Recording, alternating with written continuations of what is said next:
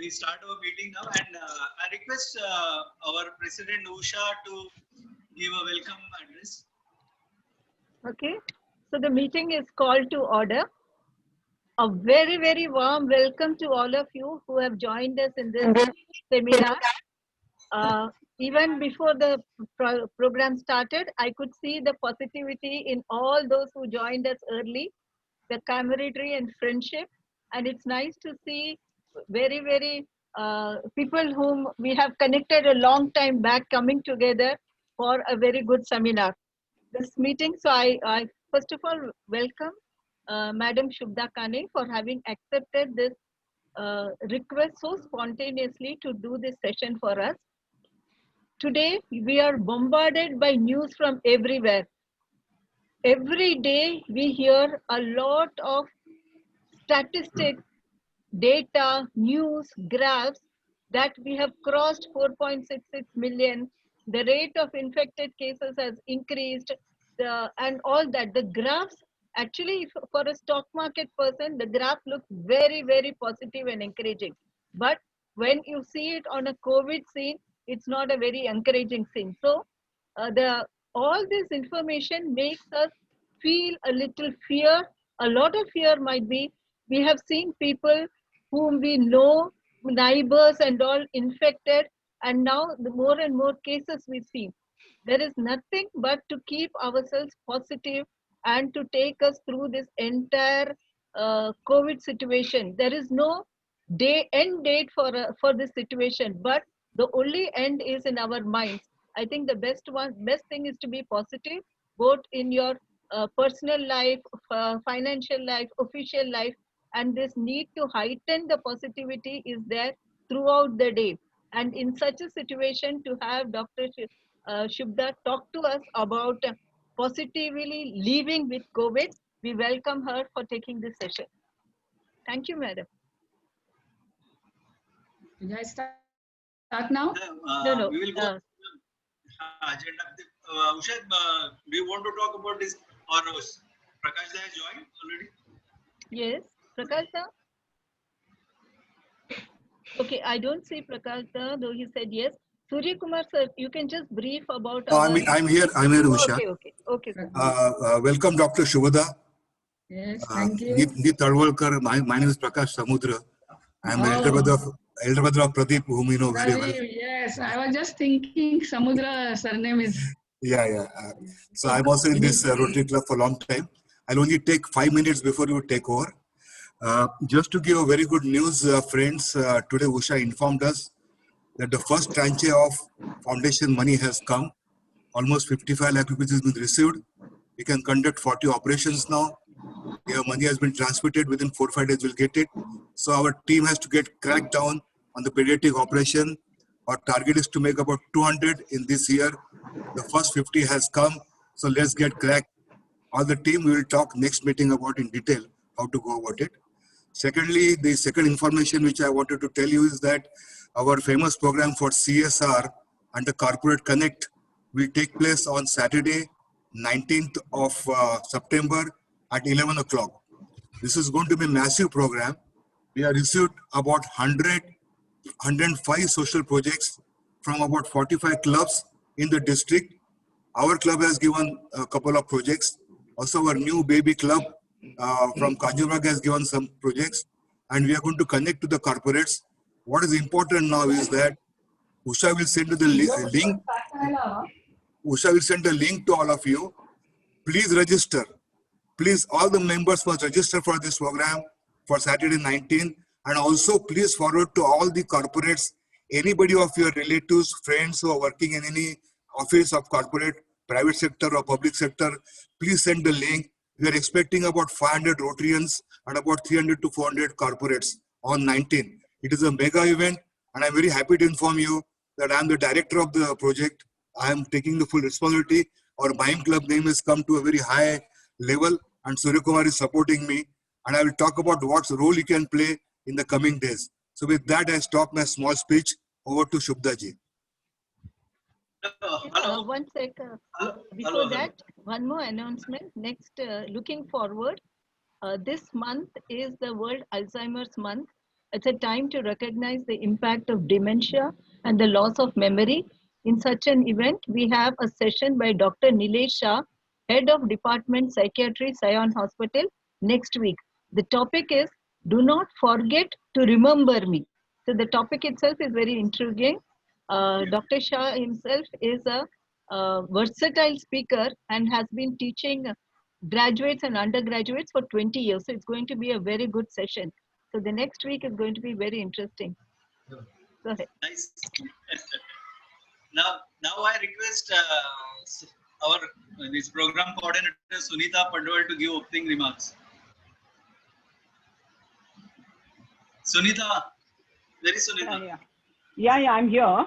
Actually, Usha has already spoken about the opening remarks, but I'll just say she has given the statistics, how it is good when it is in a stock market and all. But during this pandemic time, the statistics what we get, it is very, fearful and creates a lot of anxiety in everybody's mind. Actually, knowledge is power. The more you know about certain issues, you are more confident and less fearful. But unfortunately, unreliable sensational news or social media posts impact our mental state, and we are wrapped ourselves with negativity. It's time for us to unwrap our negativity around the word COVID positive. Hence today's subject, positively living with COVID positive. So participants, we will have talk on only and only positive psychology. For today's session, I would like to request all the participants to cooperate by not creating any kind of disturbance. Please put yourself on mute, and if you have anything to talk, then please type it in the chat box. We will take your questions from there. We have already received questions from the participants, and that questions will be taken after the talk of our doctor speaker. Our Rotarian Dr. Latika Bandekar alias Gurmit Kaur will conduct question and answer session. I now call upon our past president Rotarian Surya Kumar to introduce our speaker of the day. Surya Kumar, over to you. Please go ahead. Mr. Surya Kumar.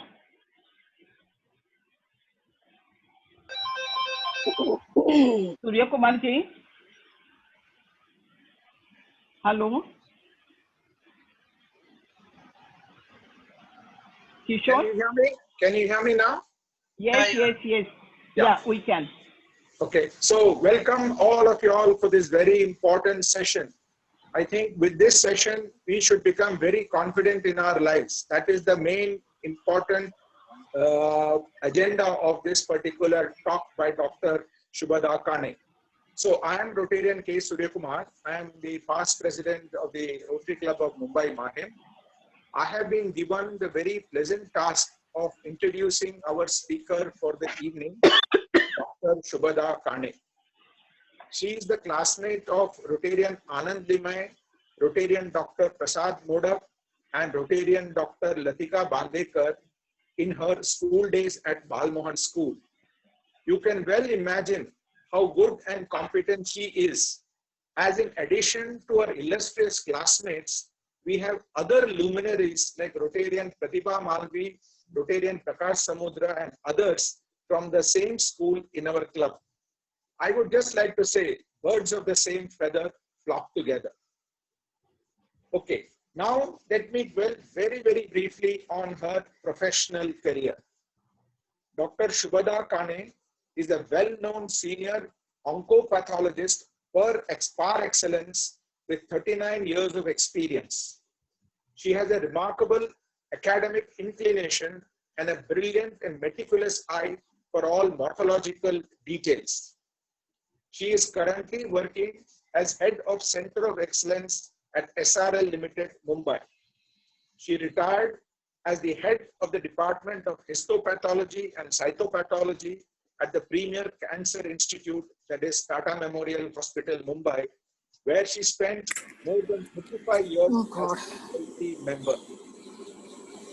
Over the years, she has published several research articles, to name it, about 233 articles in reputed international journals, which have received, to be exact, 3,869 citations and 18,757 reads. A very, very remarkable achievement for a person of this academic brilliance. Now, so much so for this brilliant virus hunter. Her talk is aptly entitled Positively Living with COVID Positive. We eagerly look forward to listening to her inspiring and motivational talk on her experiences and recommendation to handle in a positive manner this great challenge thrown up by the COVID crisis. I'm sure she will set to rest our fears, anxieties, and pain, and give us the confidence to grapple with this situation. With these few words, I hand over the mic again to Sunita. Thank you so much.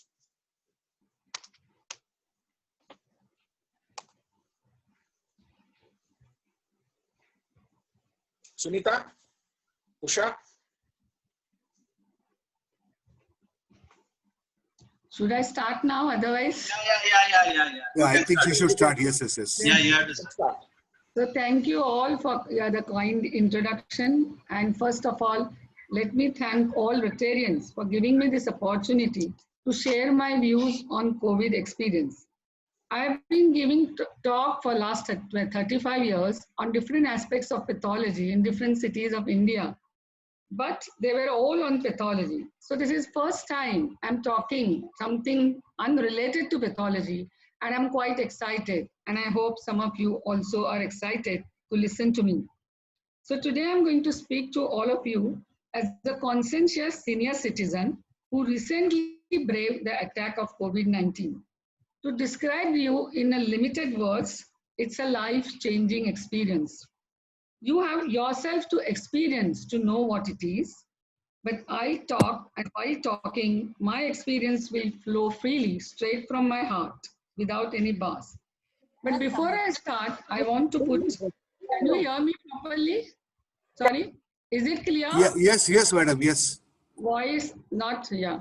So before I actually start, I want to put a disclaimer that I'm not here as a seasoned medical professional talking about corona, the disease or its management.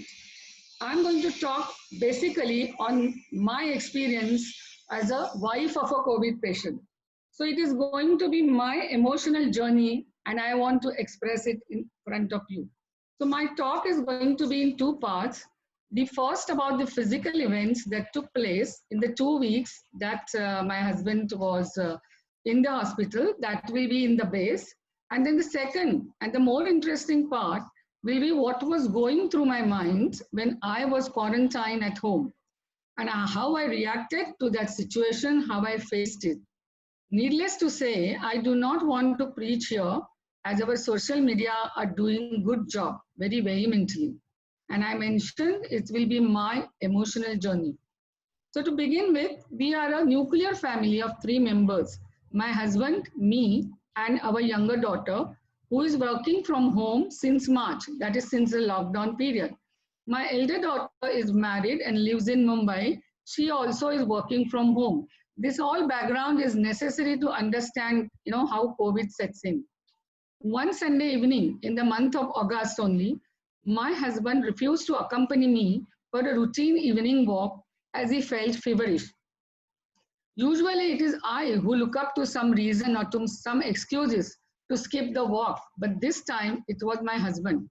Next morning, that is Monday morning, I was surprised to see him lying in the bed when I got up, because usually he gets up 2 hours before me. So when I woke him up in the morning, he was feverish, but his temperature was 100 degrees Fahrenheit. So after that, he took a tablet of crocin and temperature came down, only to rise again in the afternoon. At night, he had the first peak of 102 degrees Fahrenheit, but this was without rigors. So the temperature came down with again another tablet of crocin. This was Monday. Next morning, that is on Tuesday, the temperature was just 99.5 degrees. It settled in the evening without any tablet. So I must clarify here that besides fever, he did not have any other symptoms. No cough, no breathlessness, no loss of taste, no loss of smell, no headache, nothing. So we contacted our physician, who happens to be my elder brother, Dr. Pradeep Tarwalkar. He is a diabetologist. He asked him to get my routine blood testing done for my husband, along with tests for malaria and dengue, because he had been running temperature. So we all thought that it must be just a viral flu, considering the monsoon season. That time I asked my brother whether COVID test should be done, though he did not have the specific symptoms. He said, not now, let us see the blood reports and I'll tell you later, like a usual manner physicians do. So then we became busy in calling private lab for a home visit for collection of a sample. We decided to do blood samples first. So those who have done this job, that is contacting a private lab, know about it a little bit, how time consuming it is. So while doing that, I just thought, if you are calling technician for a home visit for blood sample, why not get COVID testing done? So casual I was. And all the samples will be taken in one day only. Anyway, my husband didn't have any close contact, apparently not at least. And we all feel that we are taking precautions all the time, knowing that we are senior citizen, knowing our comorbidities. So whether test is done or not, it is going to come negative. Again, I asked my physician, that is my brother, and now he agreed. Let's get test done. So we went ahead. Now here I would like to tell you that these days we do not need doctor's prescription to do the COVID testing, which was necessary in the beginning. So in the evening, all the blood reports came normal and we were relieved that there was no malaria or no dengue fever. We did not get COVID report. I called the lab and the doctor said that the COVID report will be ready only next day morning. Needless to say, we spent sleepless night. See, the scene is changing now. The day I was curious to get this COVID testing done, and when the report was not available, we became restless. Next morning, that is Wednesday, Vijay's phone rang. Vijay is my husband. When he was relaxing, and the phone was from health officer from municipality, who broke the dreaded news that his COVID test is come positive. It is the municipal workers, they tell you, the doctor from the lab or any technician doesn't tell you the positive report. We just couldn't believe it. We all were stunned as we were not prepared to receive this news. Even though I had insisted on the test, we just could not gulp it down. The only consolation point was that health officer told us that Vijay can get quarantine at home and he need not get hospitalized because he doesn't have any symptoms at that time. So what next? We had a discussion with the physician who advised that Vijay should get admitted that day only. This is essentially to keep him under observation, not because he has any complication. Now, initially, of course, we didn't agree. We means mainly me and my daughter. But Vijay agreed immediately, as he has always been a good patient in spite of being a good doctor. So next question, which hospital? So, the chain of events, start, you are pressed the button. So this issue also was solved very quickly as we all selected a nearby COVID hospital. Now we started working on pre-admission preparation. My brother reserved a room, but instead of a special room, only double room was available. Okay, at least room was available. Vijay was little disappointed when he came to know that it will be a double room. He has listened the news plus hospitalization and this. So his blood pressure and pulse shot up suddenly. Outwardly, he appeared very cool, but his vitals told us that it was not so. I must mention here that we went to the hospital separately, a family of 3. Vijay was apparently healthy. He could walk well. He was not breathless. But he decided to call ambulance being conscious COVID patient and not to go in the Uber taxi. We, that is me and my daughter, went by Uber. As we left home, a thought suddenly crossed my mind. When will he come back? When will we see him? Because as you know, in COVID hospital, no visitors allowed. Family members also cannot go. In fact, I have not seen the room where he was admitted. At the hospital gate itself, the relatives of the COVID patient are asked to leave the patient. And later, even the health worker who accompanies the patient and shows him the elevators deserts him. Now, the real journey of the patient begins. He finds out the room allocated to him. So-called healthy patient carries a bag full of clothes along with personal items, as hospital doesn't provide them clothes. So, this is also a news. A COVID hospital is different. Whatever patient belongings, he has to bring. So patient carries the bag himself, of course, through the elevators and goes to the room. So when he finally got admitted, the first investigation done was HRCT, that is CT scan of the chest to see the lung involvement. Now this is the most important test for COVID patient, having highest sensitivity, 98% sensitivity, more than the COVID lab test. So the first thing when you come to know that you have got COVID, this is the investigation which needs to be done. Later on, again, blood tests were done. Mind you, before he went to the hospital, preliminary blood tests were done. Soon in the hospital, they were repeated. We all were relieved when Thursday morning, that is next day, we came to know that not only the blood investigation, but HRCT was normal. My husband's vitals became normal in the first night of the admission. In the interest of time, I would not elaborate on his experience at hospital. If you wish so, we can cover it in the question answer session. But only thing I can say here is that there is a world of difference between a COVID patient and any other patient who may be suffering from cancer, who may be suffering from leprosy, or who may be, for that matter, even HIV patient. And one should be prepared for that. There is a great stigma attached to COVID, even after so many months. In a way, double room was a blessing in disguise. Otherwise, a COVID patient just has to lie down in his bed, looking at the ceiling or on the wall-mounted TV. His room partner was a thorough gentleman and a great companion who treated him like an elder brother. So rest of the week when he was in the hospital went off pretty well. Even he was in COVID hospital. As my husband did not have any complications, so except blood tests, no other investigations were done. In general, his level of acceptance is much above average. So he never complained, never. So now we change the scene towards my residence. Wednesday morning, when his report came positive, the next step was to get the family members tested, which are the close contacts. That means my daughter and me. Again, we started making telephone calls for home visit of the technician. Both of us did not have symptoms. Then my analytical mind started working. After giving the test, we had one day. What would be the result? There are three possibilities. Both of us could be negative, which is the most desired possibility.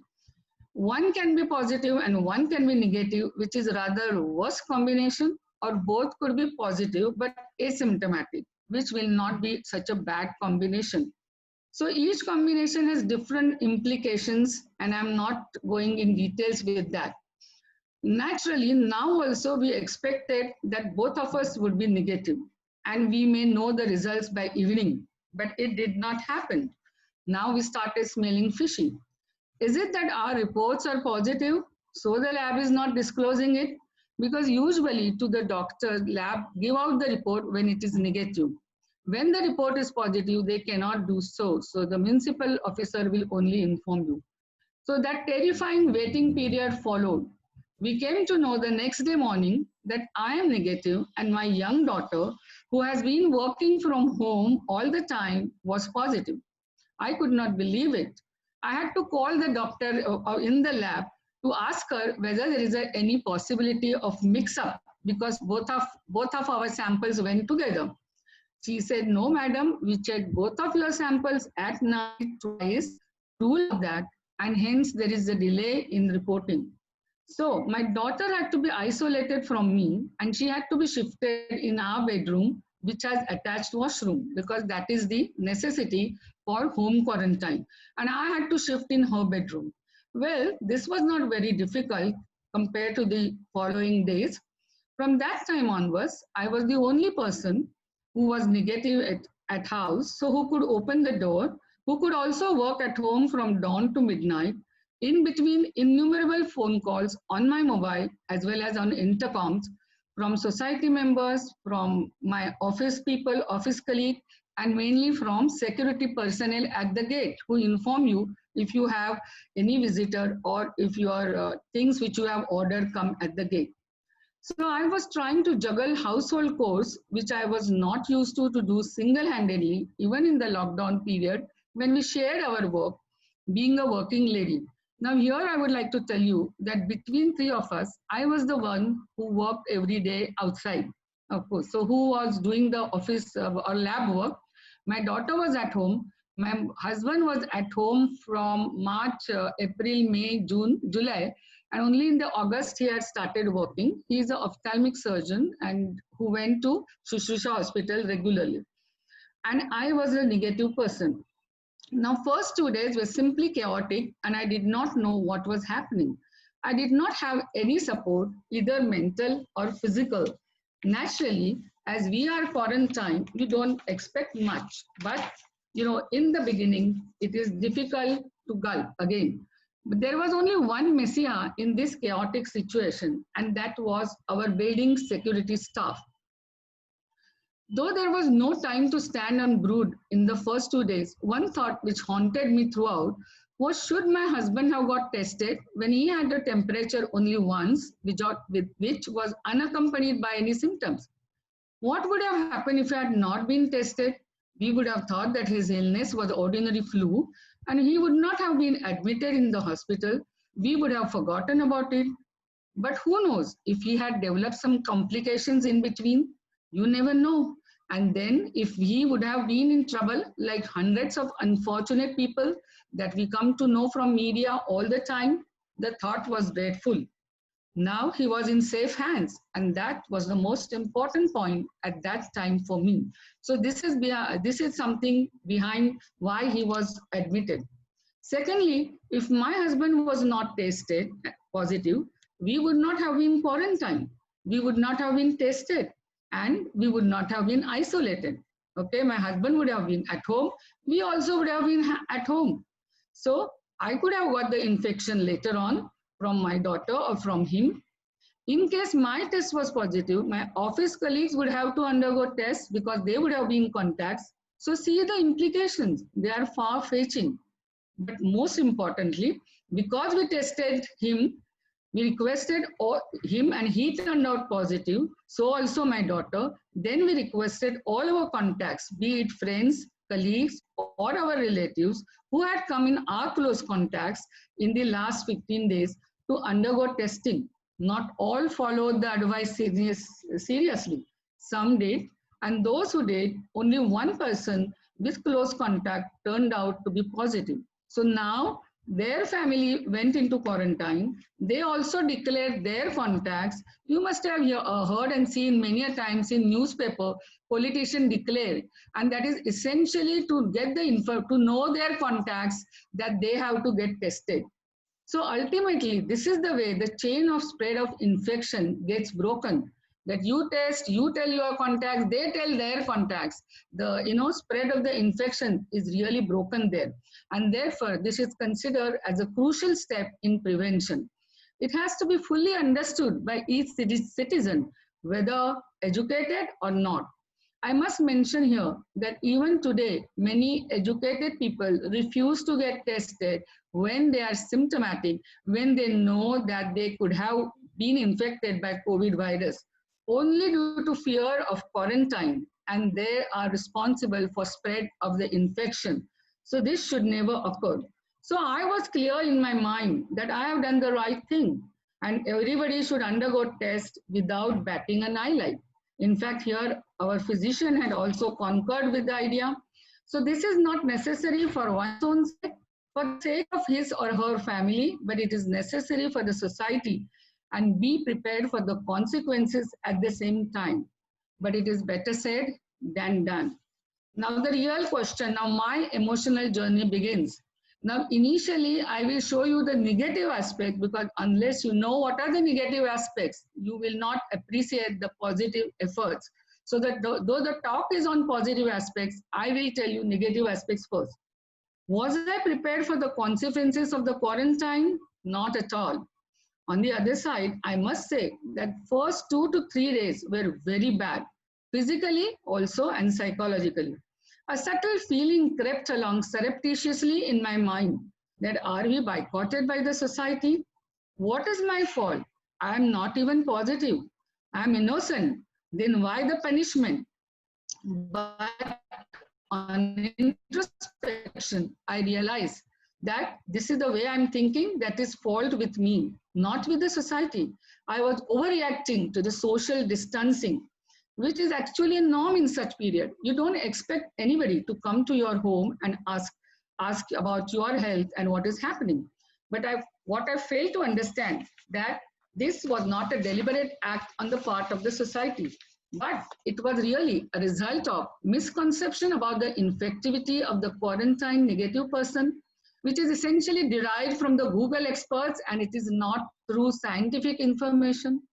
Undue fear which lies in the minds of senior citizens about this disease, and the fact that we were the first victim in our society, resulting in lack of preparedness on the part of society. If I was not prepared, the society and people around were also not prepared.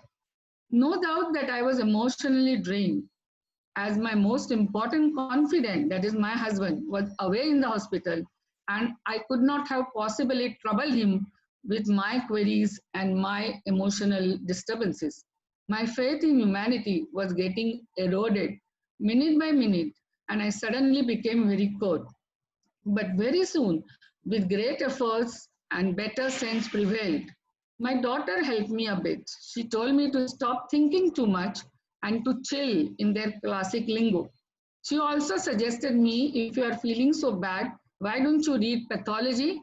That will calm you down. So I understood, I got the message. I started ignoring the foolish thoughts crowding my mind, and to regain my own confidence. Listening to the soothing music and also to the inspirational speeches while working boosted my morals. So here I want to give a clear message that one should always know what to fall upon when one is in crisis, and quarantine should be equated with the crisis. This is when I remember that I had committed to give a talk at a webinar in just the following week. I was the main speaker. So I thought, how can I ditch them last minute? So I informed the organizer about the situation and told her that I will try my best to participate in the webinar. And then I started preparing for the lecture. This gave me some solace. But I must tell you, multitasking was at different level in that week. On one hand, I was making Vijay's health inquiry at least 4 times a day, morning, afternoon, evening, at night, before going to sleep. Every time my discussion or conversation lasted for half an hour. Household chores, which I was not prepared doing single-handedly. Preparation of my talk, as well as in between listening to the TV news on COVID basically, and not to forget solving issues at office by answering the telephone calls and WhatsApp message. I being the senior most member, I couldn't have avoided that. It was humongous responsibility and totally unprepared. So this too was really a lethal combination for me. I can never forget how my milk got spoiled as it was not boiled in time, how it spilled while talking on the phone, how I forgot the clothes which were lying in the washing machine, put in the morning. What now, when we remember retrospectively, we all laugh together. Now, another point I would like to highlight is if one cannot help a quarantine person directly, at least one should not irritate by asking stupid questions on phone, like, oh, did you find the contact? Many people were curious to know who was our contact. Did doctor get from his patients, or when did he start going to hospital, and when did he get symptoms, or when are you going to repeat your COVID testing to know that you are negative? Is your maid tested? Is your driver tested? So court martial was going on in first few days. Just to give you an example, some of you may be knowing, when someone loses his wallet on the day of the salary full of notes, what he needs is the money and only money and not the empty advice. Like, where did you keep the wallet, in front pocket or the back pocket? Where were you sitting in the train, near window or away from window? This is derived from VP Kale's story on J.K. Malvankar. So it is worth remembering that you do not put up any questions to the COVID quarantine or to COVID patient also. So this was in first 2 days. The third day passed. I was COVID free, yet I was not normal. I was recuperating at home while my husband was doing so at the hospital. But I felt he was better off, with the partner who was also cheerful. He had got adjusted to the hospital environment, and his roommate gave him a good company. My daughter was also working from home. She had not taken leave because she was at home only, and she was relaxing in between her work in our bedroom with a closed door. I was the one who was left alone, who was too occupied with household chores. But later on, though, I got used to all these chores. With little bit of planning and organization, I came back to normal. Now, in addition to all these issues, I forgot to tell you that I also had skin allergy right since Monday. Now, again, I'm not elaborating on it, only suffice it to say that the skin allergy was so bad that I was scratching whole day like a monkey, because of which I couldn't even sleep at night. It took some time to, get cleared after the medicines. Now, this all went on for 1 week. Now, I'm again repeating that this negativity is essential to know how you go back to positivity. My husband returned home on next Wednesday after 8 days in the hospital. Within 5 minutes of his homecoming, the doorbell rang. With little surprise on my face, I opened the door. Our friend from society came with freshly made snacks in his hand. As usual, I took the plastic bag from him and thanked him and wished him good night. Because it had become a habit in quarantine period that I knew nobody is going to come home. But here he insisted that he wanted to talk with the doctor, meaning the recovered COVID patient. And he came inside our house. My eyes were moistened. What a pleasant surprise. Another friend came with dabba full of hot homemade ukdi se modak. I do not have to tell you what this means to a Maharashtrian, especially on the day of Ganpati, when Vignaharta had taken away our Vigna. Till then, we were untouchable. Tears, actually Anandashru, rolled down my cheeks. My faith in humanity was getting restored. I was becoming a normal myself, solid like a rock. That was the time I understood the true meaning of the famous slogan all of you must have heard, that Bimari se lado, Bimar se nahi. What a meaningful slogan. Did any one of you ever thought about it? So what did COVID teach me? So it gave me an opportunity to introspect. It made me realize my limitation, also my emotions. You yourself do not understand your own emotions, which later I successfully overcame with controlled determination and with positive efforts. I badly needed emotional support, which I drew from my young daughters. That way I'm blessed. My both girls can think even in crisis, and they can think rationally. Maybe they are sorted. I need not worry about their future, and so also my future. I realize, why am I worrying for my future also? Isn't it amazing realization which happened just in 8 days? I wonder, why did not I understand it before COVID? Why I had to be quarantined to understand this? Furthermore, in this period, I found which people around me are really dependable in crisis situation. Along with weakness, I also found my inner strength. This was the time where I realized a new me was born. Which other religious or even a reality event would have given me so much awakening in such a small period? So my doctrine for home quarantine people is, do not think, why me? Why I have got? Remember constantly that it is a temporary phase. It is okay to be emotionally drained. Do not be ashamed. You need emotional support. That is but natural. And emotional cleansing also should be done. But you must quickly regain your state of well being and march towards normalcy. For that, do whatever you like.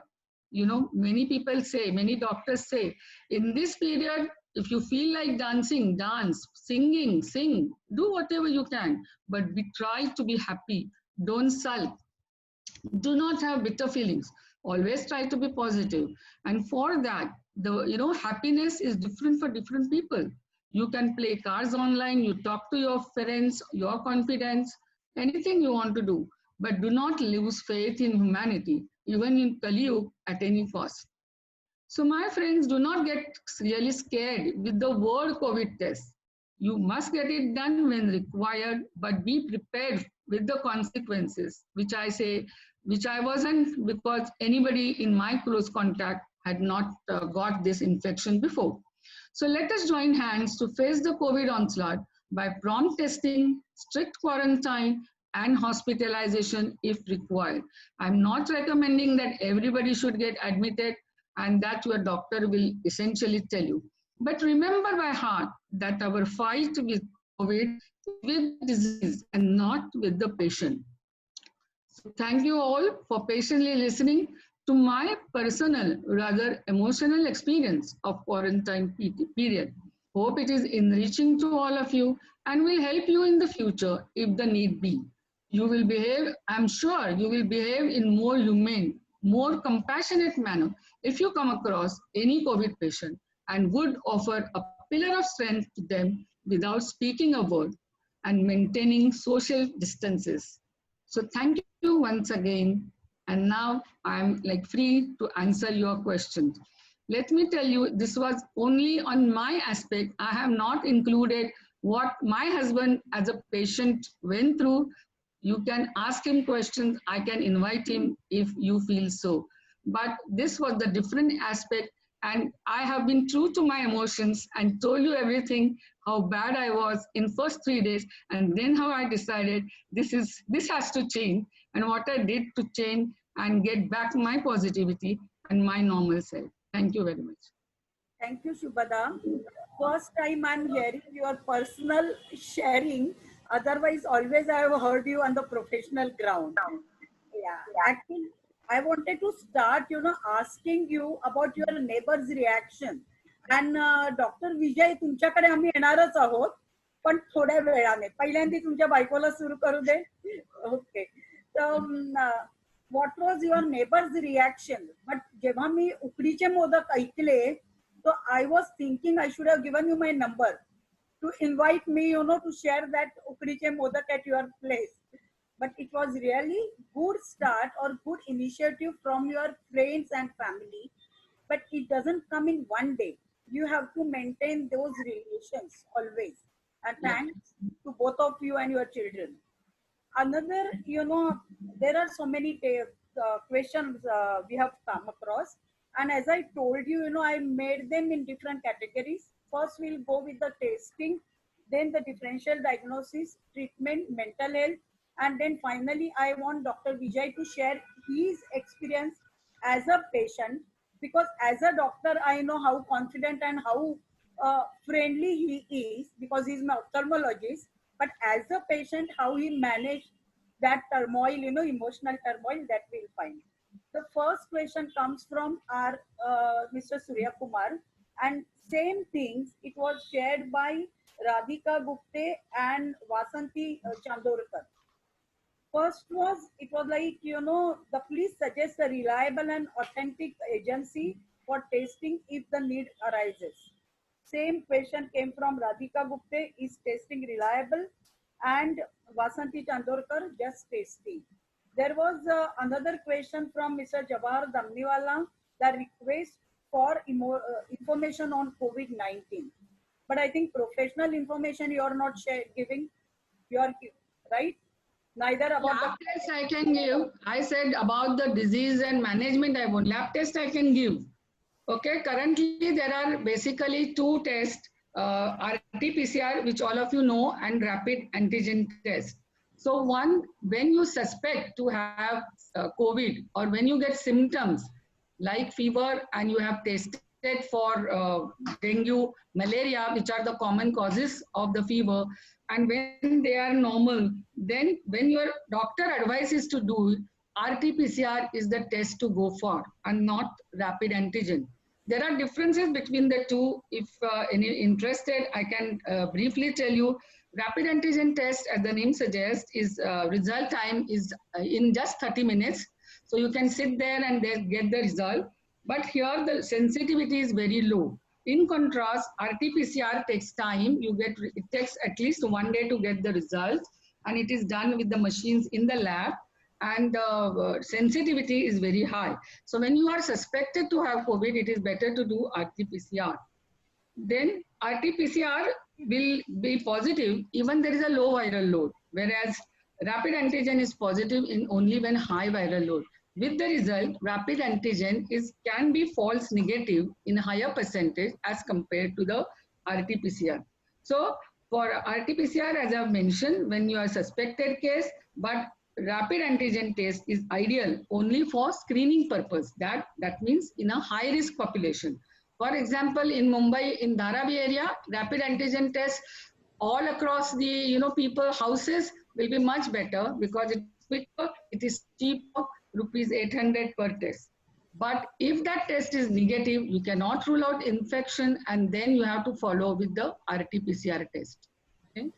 RT-PCR test is available at many places, all government or municipal general hospitals, all the COVID hospitals, and some of these hospitals are tied up with the laboratories like either SRL, Metropolis or Suburban. These are the three big private corporate labs who are catering to the hospitals, or the hospitals will have in-house COVID tests. So there are a good number of places where COVID testing is done. You have to go to the places which are mentioned by them, or even home visits are allowed, particularly for senior citizens, for pregnant women, and those who are suffering, maybe cancer patients. So you can always ask for the home visits. Okay, in both the cases, when the result is positive, the BMC officers, they come and they inform you, right? Right. The doctors don't tell you anything about the result. Yeah. So actually the lab gets the result, lab informs the results to government, ICMR, and then municipality, and then they inform. They follow it also. They ask you whether you are going to be quarantined at home or you have decided to get admitted, which hospital. Then they call you also to check whether you are hospitalized, how long you will stay. So they do their job well. Good. Okay. Yeah. Then there is a question by Srinivas Marathe about reliability of tests offered by various pathological labs online. And another question by Vidyatayi Kulkarni: do you recommend any specific test for super senior aged person without any visible COVID symptoms? Can I take the second question first? That when you do not have any symptom, you should not do COVID testing. No one will advise you. Just to remove the fear, how long will you be doing COVID testing every day? Today you may be your contacts. Okay, you must follow their contacts. If you are infected, you will have an incubation period where you may be negative. So there is no point doing the test when you are symptomless. But here I would like to say that the symptoms are variable. It's a big spectrum. Though fever and cough are the most common symptoms, symptoms can vary from just headache, just loss of taste, or just vomiting. So it is better to visit a doctor for any symptom, ask them, and when he suggests to get the test done, it should be done. Not because, though now voluntarily anybody can do the test. So you don't need approval from any doctor, which used to be before. But that doesn't mean you should do, because it is just not proper. and reliability of test offered by various pathological labs online. Now it's like a difficult question. What is the reliability? So you should always visit, you should always go to a fixed lab for whatever, your disease or illness is. I suppose these days, there will not be a single person in Mumbai city who has never gone and done blood tests. So you should develop the rapport with that particular lab and stick to that lab. If that lab is not doing the test, that lab person, the senior doctor there, we suggest which laboratory to go. And it is after all a matter of faith, the way you go to your own GP and then GP recommends for any other medical diseases to the specialist. Similarly, you have to have a trust in your lab. If you do not believe test results which are given by the lab, then you can always go to the second lab and consider it as a second opinion. See, how often when the patient has been told cancer, he accepts the diagnosis, he always goes to other doctor, he always takes a second opinion, and then only it is accepted. The same thing can be done for the lab result. If that person is not believing one test, you can do it in other lab. But if the both tests are similar, you have to accept. But I mentioned these three big labs which are doing on a larger scale. SRL, Metropolis, and sorry, what I can't about hear you. BMC hospitals? Yes, of course, they are also good. I mentioned in the beginning. Can you hear me? Yeah. All BMC hospitals are doing, and whosoever goes there has to be tested there. They are doing a good job. They are treating the majority of the people.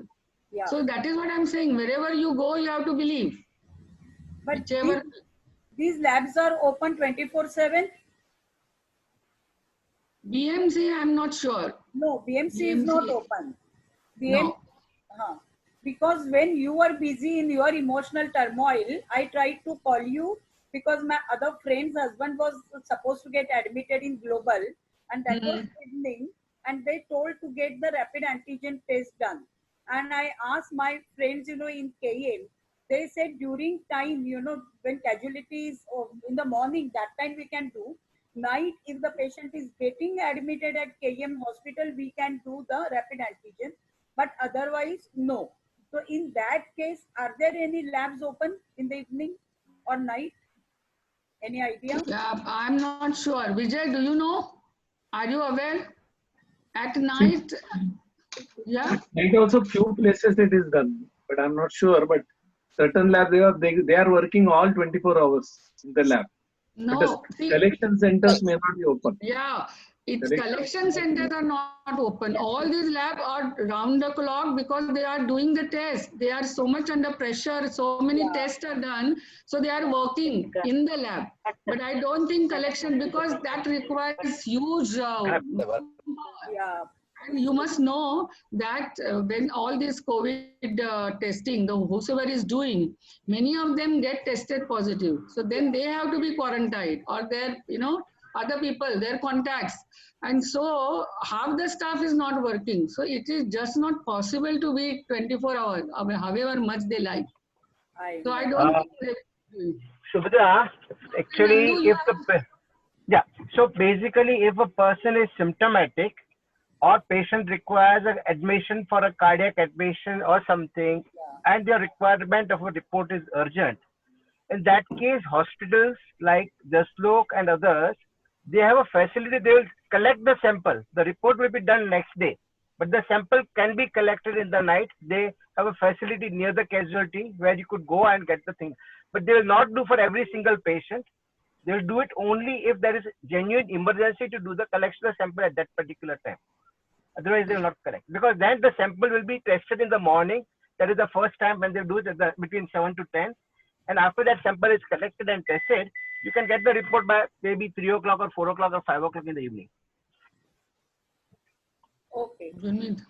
Yeah, then we'll go to the second type, that is the differentiation between COVID and other type of symptoms. So, Shailaja Patwardhan has asked about the symptoms of COVID. Then Varsha Parvekar wants to know influenza and COVID-19 similarities and differences. And Nirmala Rege has asked, in the current situation, is there a need to consider any fever as COVID first and the testing done to confirm? Many practitioners are treating fever with paracetamol and antibiotics. Fever disappears, but won't these people be infecting others had they that been COVID fever and responsible for community spread? Yeah, so as I mentioned, of course, Nandu is here, he can correct me. There are variety of symptoms, which fever is the most important. Now, any fever cannot be considered as a COVID fever. That is true. But high index of suspicion is must. Now, take for example, Vijay. His only symptom was fever. You know, number of times I asked him whether you felt like coughing, loss of smell, nothing. So he was first tested for dengue, malaria, which are common causes, and then immediately we decided to do COVID testing. So of course it will be that doctor's call, but fever alone can be the symptom, loss of taste can alone be the symptom, headache can be symptom. So what I would suggest, I also get number of calls. I said, I will not tell you, you have to go to your physician. He will judge you, examine you, and then he will. But the answer is yes, the fever alone can be the symptom. So there is nothing like vomiting can be the symptom, diarrhea can be the symptoms, cardiac. So anything in that, in short, any system in the body is affected by COVID, not like other flus where only, respiratory system or only skin can be affected. As for the differences between the two, I'm not the right person to tell you influenza and COVID, and therefore I will not do that. That is again a physician's prerogative. So I will not talk about it. But yes, the testing should be done, and that is what I elaborated on, that Vijay with only 1 day fever, with one spike of fever, I insisted to do COVID testing, which of course my doctor agreed then. So there is nothing which prevents you from doing COVID testing. But I also mentioned that HRCT is the very important investigation and it has to be simultaneously done. So it is still not accepted as a diagnostic test, but it is more important than just COVID test. But to get treated in the hospital, you need COVID testing also done. Here, I did not elaborate on the point that the COVID testing is important to decide which hospital you get admitted. If you are COVID negative, the non-COVID hospital will admit you. And if you are COVID positive, only you can go to COVID hospital. So that becomes a visa for you. And that's why COVID testing has to be done. But there are many other investigations which are very important. And what was your first question? Nirmala, I suppose I have answered your question that yes, fever is important. Yeah, and second one was in flu and COVID-19 similarity. If you really want, please ask Dr. Nandu to tell that. Do you want to say similarities and differences? Basically, both of them are very common symptoms. I think hardly any difference, yes, but there are multiple more symptoms in flu in COVID than in flu. And diarrhea is an uncommon symptom. A very clear symptom which sometimes guides you. If somebody says he's got loose motion and he's got little stuffiness on the nose, think he's definitely got COVID. This is how I take it as a physician. Diarrhea and? Cold. No, just nasal symptoms. Yeah. He's got a nasal stuffiness and he's got diarrhea. Think it is COVID unless proved otherwise. Because these are two different systems. You rarely get any other things which give you together both things. Okay. Then Prashant Atki from Rotaract Club of King Circle wants to know how were they able to get to the clinical trials so fast? I wouldn't be able to answer this. Again, Vijay, do you want to contribute? What is he? What is the question? No, I'm asking Vijay Nandu. Clinical trials again. Basically, right now there is a hold on the clinical trials, especially with Pfizer, because they had one patient with unexpected adverse reaction, And that is why world over right now, the Pfizer vaccine trial has been temporarily on hold till they evaluate what is the cause of the adverse event in that particular patient, whether it was vaccine related or vaccine unrelated. Okay. Then Mr. SV from our Rotary Club wants to know, it is being said that Corona is here to stay and hence one can't remain locked in house forever. How safe it is for senior citizens to travel both within city limits and outside? So now I'll give my view, then when Vijay again will correct, because not it is technical. My personal view is you don't have to, be at home, lockdown at home. Because you agree. And there are various discussions we have heard and various opinions. Unless you are the only person at home, surely you are staying with somebody, so you are always likely to get infected by your family members or your maid. When you're too old, it's not just senior citizen. It depends whether you are at the age of 60, 70, 80, everything will change. And of course, your comorbidities also, whether you have complicated diabetes or just well controlled, many other things. But personally, if you ask those who are moving mobile, should go out, but with all precaution. So here I would say, काळजी घ्या, काळजी करू नका. So that doesn't mean you can go without mask. You can forget the social distancing. All these things are there. The only thing I would say, they should not go unnecessarily to the market areas where it is crowded. So crowded places should be avoided. They can go for a walk with mask on, with social distancing, whatever. So all those what have been hammered is absolutely true. And this is the way, of course, to get little bit of immunity. So I sincerely believe that they should go out, but with all precautions. That is must. Yeah. Washing hands also. Yeah, I think I can add, काळजी घ्या बरोबर लोकांची पण घ्या. फक्त स्वतःची नाही. मग आपण सगळे सेफ राहतो. हो.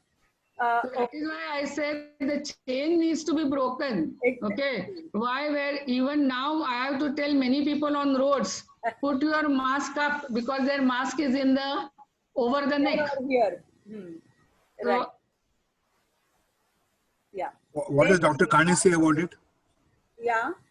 What does Dr. Kani say about it? She says he may contradict me. Yes. Now, Vijay, you want to answer this? The same question was asked to him by driver. Sir, he will answer. Question I will tell. Our driver.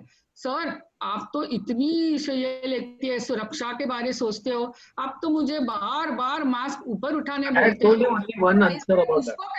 तुमको कैसे हुआ? So what I answer? In the simple his language. You can drive safely, but somebody who is coming from front can be careless, and the accident occurs. Mistake may not be yours. Then one or two questions which had come, how I selected this hospital, because I basically believe in my brother-in-law and he was having a contact. So once he said, we never thought of any other hospital, because Shushrusha Vikroli was one of the hospitals where I was also attached directly. And this Shushrusha, I am there for 40 years nearly. So Shushrusha Vikroli was easy for us. It is not difficult. And personal hygiene has to be followed, though. She was how I spend the time in hospital. That is another question just I saw on the chat. See, once I reached the hospital, all parameters went down. Absolutely kept on. Initially, the way the BP and pulse rate have gone up, they settled. Believe me, within 2 hours. And once the HRCT was done, I was just worried about Shubhada more than myself. Because 8 days I just enjoyed with the other person who looked really after me. He never allowed me to get him to get a hot water also. The problem is in this COVID thing that no clothes are provided, so you should have multiple clothes. Then tea comes at the person's convenience, so it is never hot. Probably whether they are, I didn't watch actually, because you are not supposed to go out of your room also, not in a veranda to have a little walk. They don't allow anything. So whether hot trolley was there or not, I don't know. But the tea was always bad. So best is to carry some tea packets, ready-made tea, Girnar or something. And they provide you hot kettle, so you can prepare your own tea. That is the best thing. But this is the condition in this probably COVID. There also you are quarantined in the real sense. People will only come to you whenever is there. Whenever somebody wants to. In hospital, people come for pulse and other things. because I was a diabetic, they were coming regularly, at least 5 times in a day for sugar. BP they check for once or twice. We both were healthy, so he hardly required anything. That was both with myself and who was another person, Mr. Mode. He was also very. We both were talking with each other. We hardly watched TV also, except for the day $15 when our Prime Minister was addressing. I think I heard only that time the TV. Otherwise, he never looked at So it. that is why I said, if I can interrupt, COVID hospital is different. They don't pamper you. They cannot pamper you. Then I thought all other hospitals pamper a lot. So you should be prepared for that.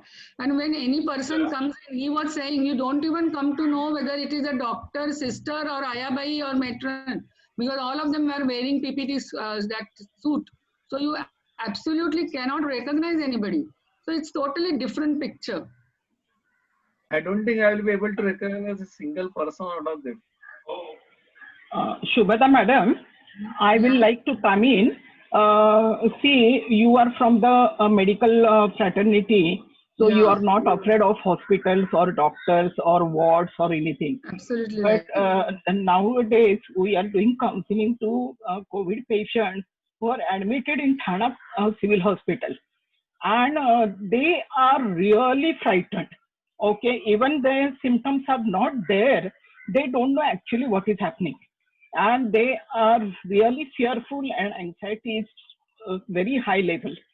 And not only patient, as you know, if patient alone is admitted there and patient families may be admitted some other hospital or the same hospital in different ward or at home, both of them are very much disturbed and depressed.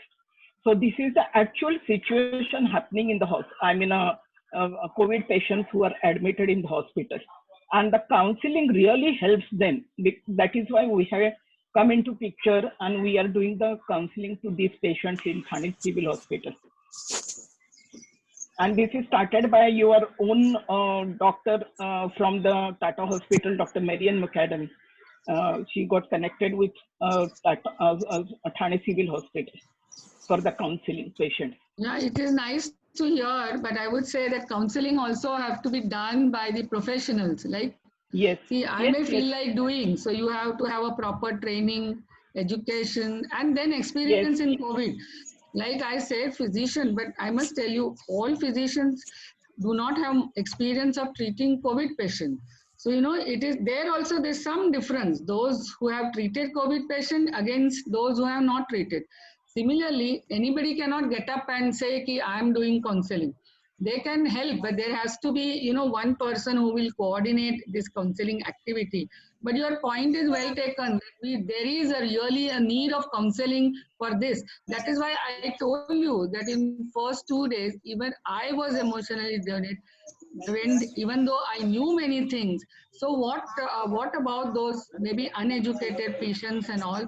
So certainly there is a need of counseling, and many psychiatrists are doing, you know, their bit. Some of them have opened a helpline, but we have to reach more. I do agree. We have to reach more to the people. Yes. Yeah. Yes, we were given the counseling sessions from the Tata Hospital also, and we are doing that. Every day we are getting 8-10 patients for counseling. But it helps, that's what we feel, and we mentioned that in a Google Sheet. Yeah. That has to be there, but yeah, Gurmeet, yes. Yeah, actually, you know, after our talk in the morning, our conference discussion, I have put it in most of our medical this, you know. I'm in the Nanavatika Ethics Committee, even Varia Hospital's Ethics Committee. And then they have given me some some NGOs names. But according to one psychiatrist, that for BMC hospitals or any hospital, their own psychiatrists and psychologists, they are managing the show. And otherwise, we can call any psychologist by, you know, on the Zoom meeting, and we can get the counseling done for their patients. If it is not managed by the hospital, then you have to be bothered about, because this is not the need of time being. You know, initially when COVID started, the psychiatrists had first problem. What? The patients had withdrawal. Withdrawal why? Because they were not getting drink of alcohol and tobacco. They started with that, then it went to the depression and COVID associated problems. So these all things also the psychiatrists or psychologists have to be considered while doing counseling. Now, before going to this, mental health problem, there is question from Srinivas Marathe. Current situation in getting a hospital bed after acquiring facilities in all private hospitals by the Maharashtra government, and what are the effects of inhaling steam, good as well as adverse? Steam inhalation, kade peete jao. What is your that? And second, if you are happy doing steam inhalation, it is not bad. In fact, those who have sinus problems and other recurrent coughs and all, steam inhalation is good. I would not suggest specifically for this, for COVID. If you are doing and if you can manage that, it is well and good.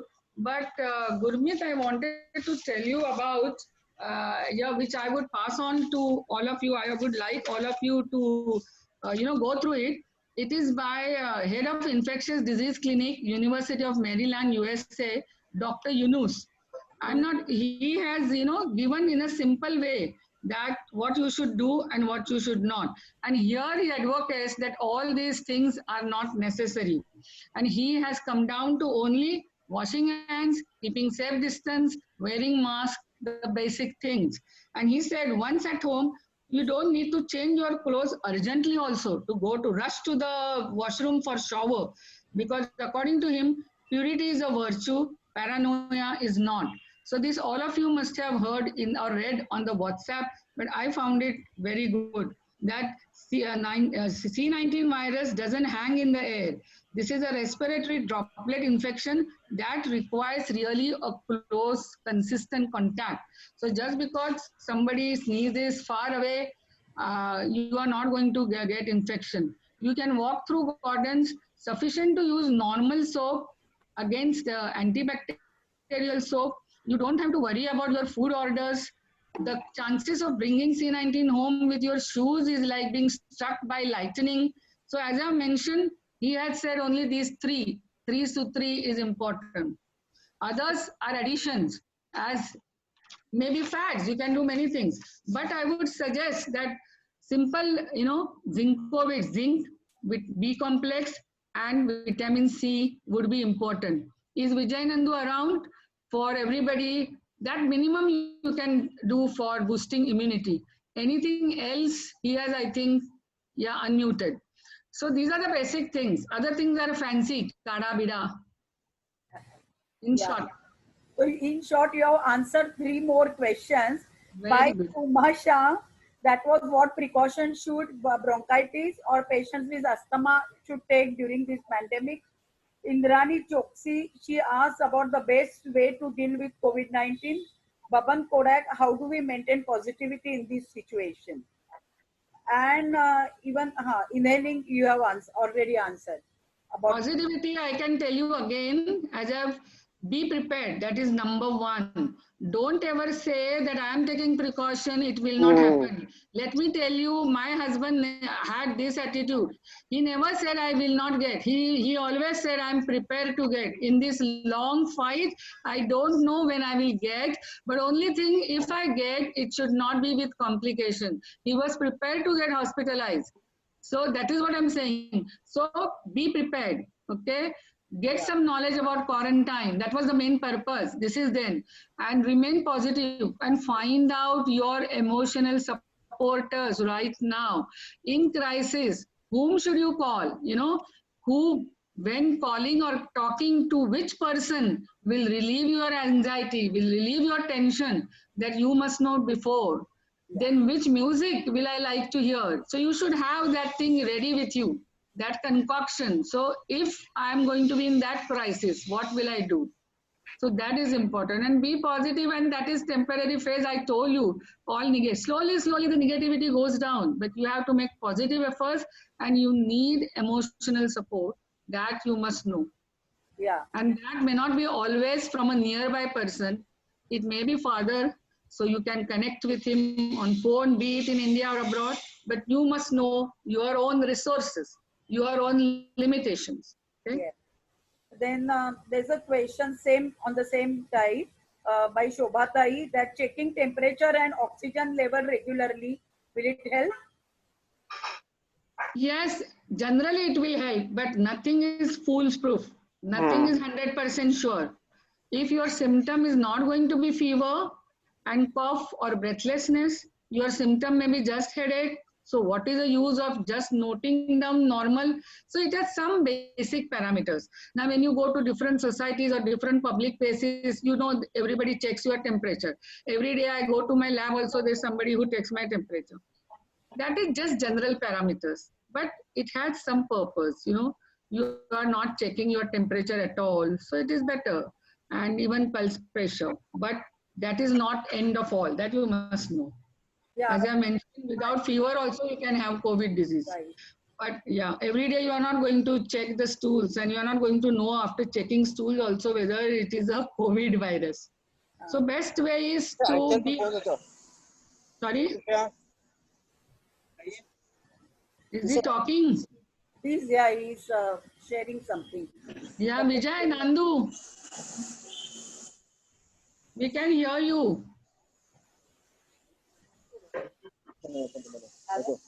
We can't hear you. Vijay, can it now? Is he talking? No. He's not talking? Not talking. Okay. So Vijay Kane, do you want to say something about it? Because Somebody asked just now what was the treatment given to me in the hospital. we got I the was question. lucky not to have much treatment in the hospital at all. I never required oxygen. They never gave me heart gargles, and nothing was there except they were checking my routine parameters. I told that blood pressure, diabetes, and PO2, where PO2 was excellent right from the time I admitted, 98 and 98 plus. BP was normal.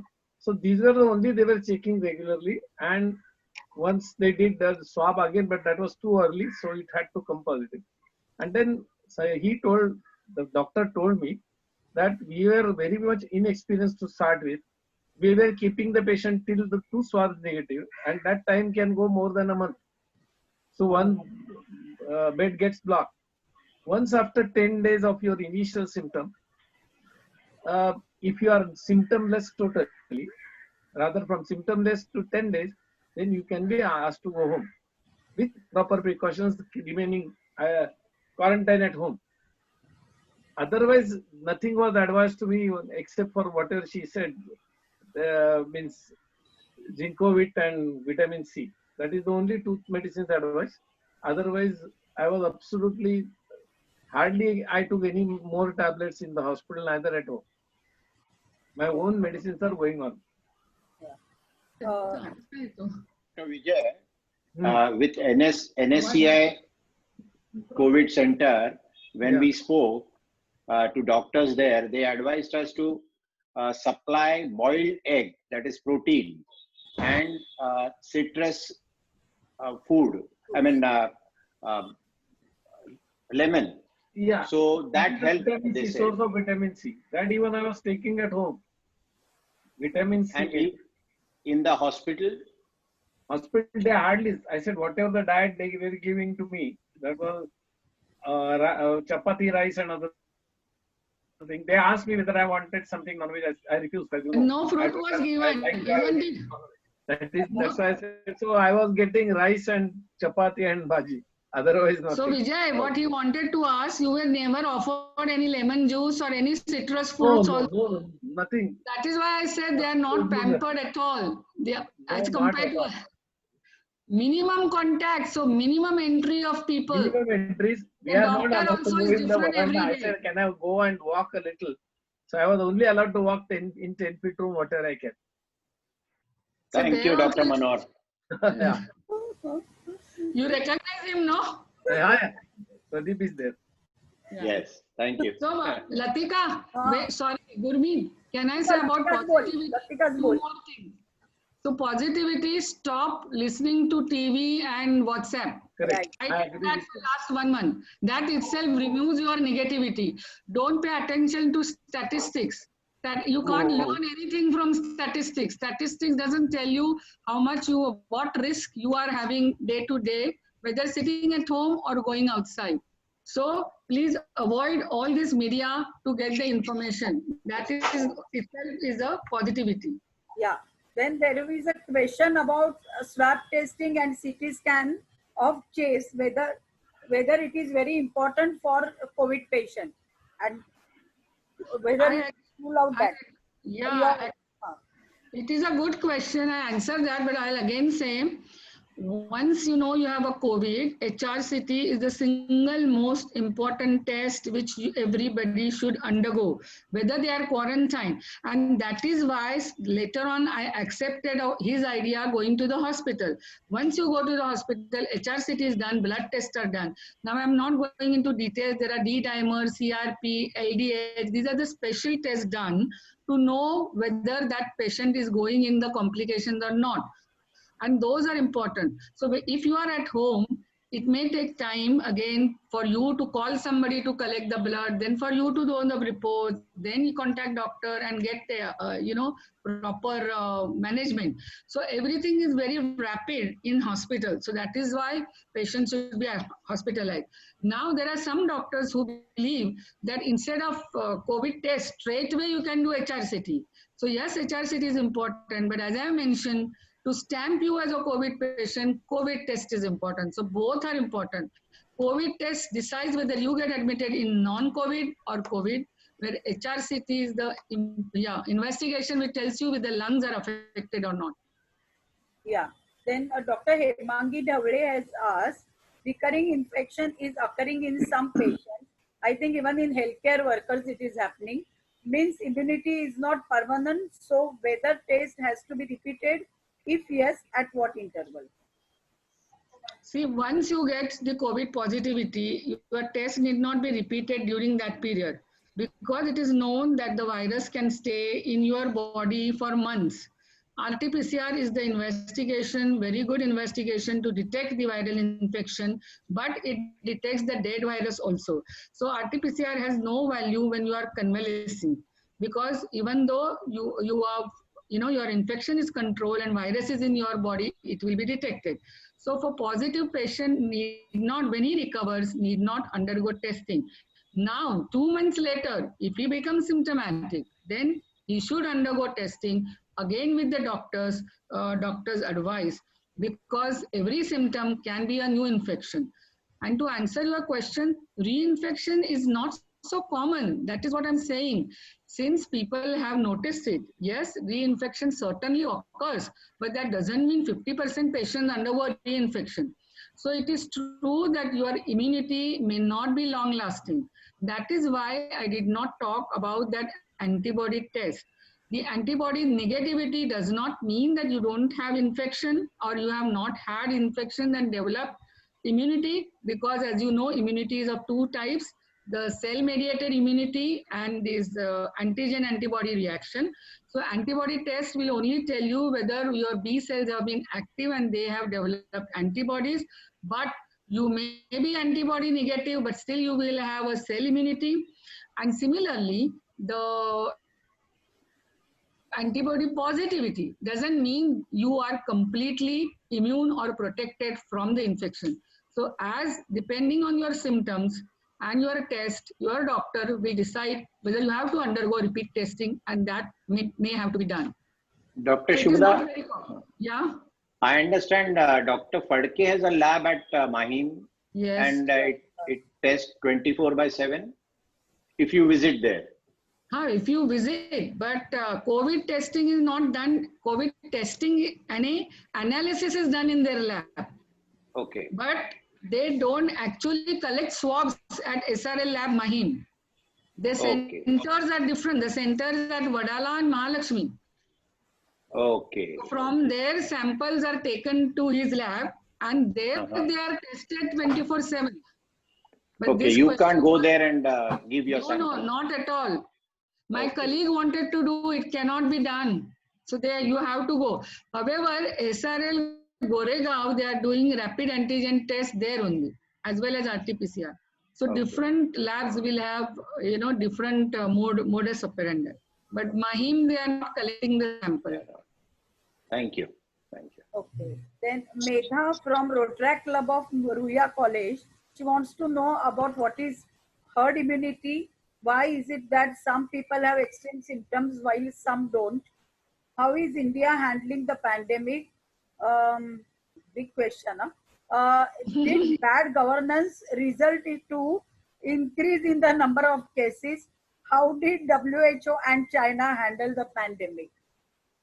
She has got international question. Yeah, that is what I'm saying. I will just say it is out of scope of this discussion. But Vijay, if you want to answer her, Yeah, about China, you can't be sure. You don't get any 100% result. Whatever they come, they hide many things. So Right. China is not to be put in that. Believed. So naturally, we can't believe that. And what? See, herd immunity, as it is said, if it comes more around 80%, then this epidemic will die. Already in Dharavi, they are saying 60% are already having these positive antibodies. So it is on the way of that. So Bombay, I think somehow initially though Bombay was going ओंध गांव में क्या है आपका कोई ओंध गांव है वो ओंध ना now it's not going up. तो वो लोग का घर तो ओंध में है वो Who is नीलिमा talking? जिधर आए हैं Please mute yourself. Who is that? Anyway, go on. So herd immunity will slowly get developed and it is important and it will happen in Bombay also. As you asked the question, how often can we remain indoors? So when you go outside and you face some contacts, not for a long time, you automatically develop immunity, and that is one way, and I believe Sweden did that. But nothing is a foolproof procedure, I'm saying. It should be mix of everything, Herd immunity is always good, and particularly for younger people who can take on. As you know, my daughter was completely asymptomatic. So similarly, young can take up the infection. So herd immunity has its part, but that doesn't mean that, yes, everybody goes out and mixes. There are, I suppose, some parties happening with, especially COVID infected people are called to, give this. Gurmeet? Stop questions. No, last time. How much are kids of 2 to 4 years and 5 to 10 years vulnerable to infection? Infection means, I don't know whether this is why Shashi means COVID-19 infection or in general infection. Yes. Vulnerability of children. Vulnerability below 5 is known. So that's why they are not allowing below 5 and above 65. वृद्धत्व असतं दोन्हीकडे बाल्यत्व ते वृद्धत्व. Both are not allowed because they are vulnerable. Still their immune process is not that developed. Yeah. So once they cross 5 plus and 10 plus, they will be like rather teenagers and teenager plus 20 people. So there is no problem. But below 5, yes. Maybe it is it is related to development of immunity, no? Below 5 you are more likely to be at home and all. So certainly below 5, but not after that. Yes. This is not question, but I think someone, Seema, maybe Firoz must have asked Prakash Dada about Pradeep Samudra. So yeah, Prakash Dada is Pradeep Samudra's elder brother. I am a 67 batch and Pradeep is 72 batch with all of you. Yeah. Okay. Then Nice to hear from you. Okay. So you know what sort of people were there, students were there in our class. Yes, very much. Very, very famous batch. with Anand Limay doing a lot of mischiefs. Exactly. Yes. Yeah, and this is the last suggestion by Anand Limay. Of course, it is he there? I don't see him. So tell him. Is he there? आता तो on करेल बघ. आता येईल picture मध्ये. त्याने मला काय he broke his promise. कोण ही? That he will be there all the time. आबा लगेच. किती मीटिंग झाल्या? Mister, अब तक 50, अब तक 70. अरे त्यांच्याकडे ना कोणीतरी बाई मागच्या वेळी थालीपीठ दिलेली. आता तू काय करतोय? आता बघ अरे आम्ही आपल्या इथे बसून क्वेश्चन आन्सर सिरियस टॉक चालूयात. आताच असतात दोघं एन्जॉय करतात. Anand wants to know, can you support us to arrange a blood check camp? Checkup camp, for COVID as well as for others, right, Anand? Yes. Yeah, ये दिल मांगे मोर. As a Rotary Club, we want to do blood testing. Can Yes. SRL join with us? SRL. Yes, I can, mediate that. Currently, their basic government only is organizing lot of camps, as you are aware, in different parts of Bombay city, and they are free, and where rapid antigen testing is done. But I can mediate and ask SRL to conduct a private this camp, as you are suggesting. And why not? Of course, you will not be expecting free this thing checkup at Rotary. So I don't see any reason why SRL shouldn't accept unless there is logistic issues. So if the dates are, convenient, it is possible to arrange the visit. It is not for the Rotarians. It is for the downtrodden people. So it has to be free. It is for the free. Charity begins from home. So I thought first Rotarians. No, but I think Rotarians can also spend the money, no problem. But we need technicians to take the blood and test it. Yes. So I thought, that can be arranged. Means Dr. I have to do that. Dr. Subhada, one stupid question. 3 plus 1. What can I expect? 3 plus 1. No. I'm purposely calling it stupid because it's like this, that how far are the side effects of inhaling steam as a treatment suggested by the Ayurvedic people?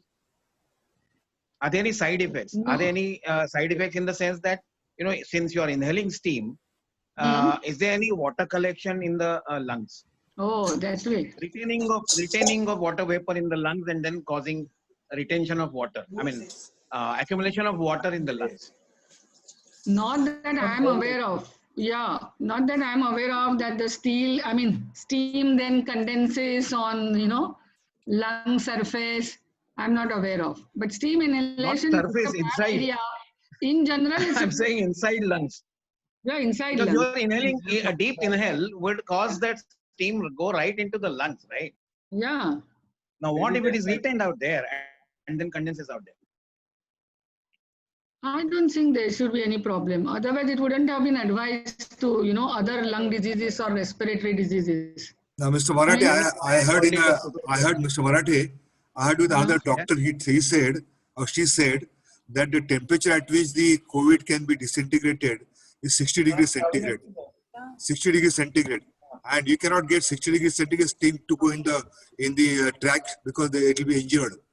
So you have to be careful what temperature you take the steam in. It can cause injury. No, steam obviously, when you're taking steam from boiling water, it is presumably at 100 degrees Celsius, right? Yeah. So in that case, it goes inside the lungs. That's why I called it a stupid question, because it doesn't medically sound to be a fit enough question. But then this is a more a common man's question. No, it's not at all stupid. What if it condenses inside the lungs? What happens? Now, who is a physicist? In that case, isn't the cure severe than the disease? If it does. Ask this to a pulmonologist who can probably, but I don't think this can happen. Okay, I take it that way. We don't think, because that's a... Yeah, because they breathe in, they breathe out. There is no question of Hardly getting there will be water any accumulated. Yeah, then they'll have pneumonia. So he wants to say whether there is a water logging because of steam. So we don't think so. That is the answer. No. If it goes to pneumonia, then of course you know the cure for pneumonia, so it's better that you treat pneumonia rather than COVID. Yeah. तू steam inhalation करतोस का? Do you do it every day? No, I don't do it every day, but every alternate day I do it. अजूनपर्यंत तुला काही नाही झालं ना? झालं नाही ना? 4 दिवस झाले. So he wants to know whether he should continue or not, or this pretext he should stop. So you need not stop on this reason. You can continue doing alternate day. Okay. Thank you very much. Then Shubhada, there are questions in the chat. Thank you, Vandu. Hello. Is Girish Talwalkar there? Girish Talwalkar, you are there? Girish? I see your name. Hello. Girish Talwalkar is there? Yes, yes, I'm there. I'm listening. Nice to hear from you, Girish. Yeah. We are long time buddies and friends. Yes, yes. Yeah, lot of Hello. information for us. Yes, yes. Thanks a lot for arranging this. Hello, So I had Girish, you have asked the any question. I had asked the question. My answer just if a COVID patient, his test is negative, post his test negative, how long he should be isolated? You know, because my daughter, she's not ready to, mingle with me. So just wanted to know this. That post test negative, now she's not COVID positive, but she's not mingling with me. So how long they have to keep themselves isolated? My question. Actually, the quarantine period is only 14 days. Post that, she's 14 turned days. positive. She's turned test is negative now. But when was the test positive? How many that days? is 20 days. So now, I mean, it is too much. Now she can mingle with anybody, even with an elderly person at home, if at all. With proper precaution, otherwise nothing. Yeah. So with of course mask, usual precautions. Okay. Yeah. Is it she's not mingling because she is scared that she will spread infection, or other friends are scared? That is the issue. No, And that she's point, scared. she is scared. So she need not be scared. But issue I wanted to raise that even if there are 20 days, 30 days, the people, at large are still scared to mingle with you. Then it is a different issue. That's why the, education is required. But if she is scared, you can remove the fear that the doctor advises only 14 days after the test is, after you are, cleared of the infection. Not necessarily positive. If she is symptomatic, how long she was symptomatic? Okay, hardly 7 days. Yeah, so 14 days after that are good enough. See, like Vijay was positive on Wednesday, so he was asked to quarantine 14 days after that, 2 weeks, because he was asymptomatic. So when your doctor became asymptomatic, thereafter 14 days, because that is the time that the virus may remain alive in your body. Thereafter, your test can come positive, but still you are not infective. Like Vijay's next test is not done. He's supposed to have cleared the live virus from his body. Okay. So tell your daughter, and she is negative. So there is no fear. He's just completed her internship and she got it at the hospital. And now she's at home, but she's still worried about. She's saying, no, she need not be worried. And here comes the role of counselor. You can, advise her to talk to psychiatrist, and they will do the job if she still prefers to be at home. It's not good. So ask her to go out. Tell her she is lucky. Now I tell my daughter, and my doctor accepts that she was just test positive, but she was asymptomatic. It is the best. In my house, both of them tease me. Now we are cleared from infection. Of course, that doesn't mean lifetime immunity, but you are the one who have to be more careful than us. That's it. So maybe you can take her to psychiatrist. Madam, I have a question, little different from this. The question is this entire treatment financially a big drain? Because we find that a lot of people are facing a lot of financial difficulties in going for treatment in hospitals. What is the true situation? Yeah, the treatment is costly if you get into private hospital, as my husband did. We knew it. But I had a good suggestion. All of you can do, below 65 years, I think, can do insurance for COVID. I believe there are certain insurance agencies which ask you to pay only rupees 5,000 and they give coverage for COVID up to 5 lakhs. So that is good enough. That is below 65. So medical insurance is must. That was the important point which I missed. Today, everybody has to get and which will cover it. For special COVID, they may cover entire For general medical insurance, as we have, they cover 75 to 80% of your expenditure, depending upon how much is your insurance, whether it is 2 lakhs, 5 lakhs, accordingly, they will cover. So then it is not bad. But if you are too much worried about that, if you are not insured, then you have to go to the general hospitals, where you may not have to spend. That's it. So medical insurance is the answer.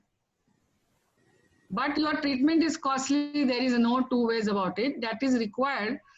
Hospitals are unnecessarily charging is a myth. That much only I can tell. In Somaya Hospital, my friend got admitted, and every day it was about 22 to 25,000 rupees. See, once if you are admitted to ICU, then this thing happens for COVID or non-COVID or anybody. Okay. Did he get complications? That is important. He had to be put on ventilator. Yeah. Then the bill will go. There is no doubt about it. Then what he says, whether COVID or non-COVID, it is going to be expensive. It is on ventilator. Similarly, if you have any heart issues as a complication, it's going to be expensive. Otherwise, not. Others, you can say affordable. You are not happy to shed money, but still it is affordable. So medical insurance has to be done. Those who have not done, you can still get it done. Gurmeet. Shubhada, it was a good discussion and great lecture. Thank you very much. Thank and you. Thanks, Thank Rotary, you. for arranging it.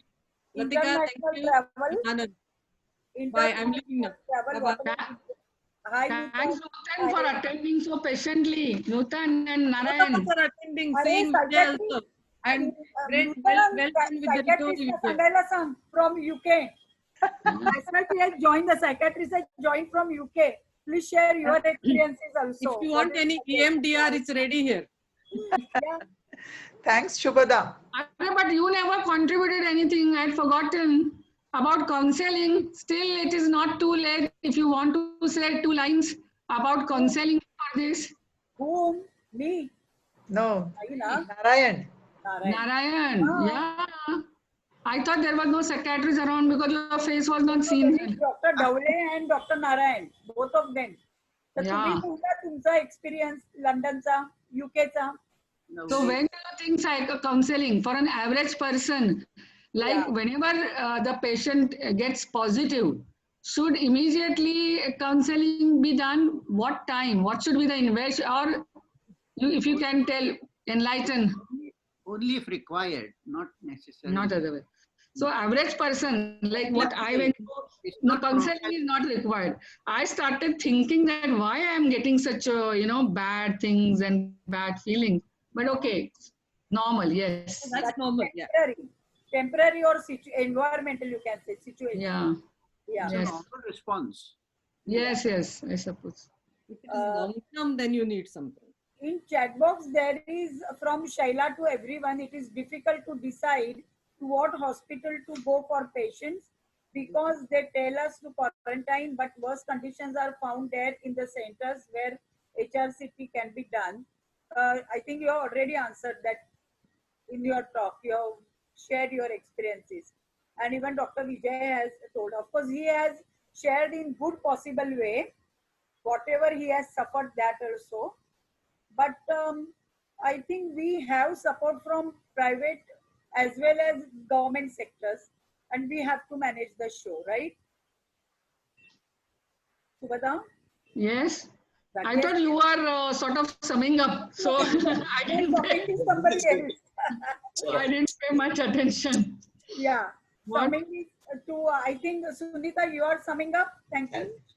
Yeah. So from the talk, we come to know that 3 main things you have to observe. That is social distancing, washing your hands frequently, and using the mask. Right, Shubhada ma'am? Yes, of course. Which government is telling every day. And in addition, mine was do testing. These 3 are basic for everybody. But once you get symptom, go to doctor, do testing. get quarantine, and if required, Yes. please, and if possible, affordable, go to the hospital. So, I was so relieved when Vijay was admitted. I had other problems, but I didn't have any problem from his side. So, Okay. hospital. These are the three. So in the month of March or in the month of April or May, I had told my sons, if I get COVID positive or some symptoms are there, I'm going to get locked myself in the one bedroom. So another son of mine asked me, Mama, then what is the use of your huge insurance? But I said, okay, we'll see afterwards. But now I will definitely tell them if something happens, we'll have to go to hospital and we'll have to go to doctors. So Surely, so that is the takeaway from your. I do not have any shares in any hospital till I do. No near and dear ones has any nursing home now. Still, I'm advocating because even with our house, 2 of us could be isolated because Vijay was in the hospital. You have to have 3 or 4 bedroom house otherwise, which how many Mumbai have. So that is also another angle, that if the main patient is away, the ones who are staying at home can be better isolated. Right. Yes.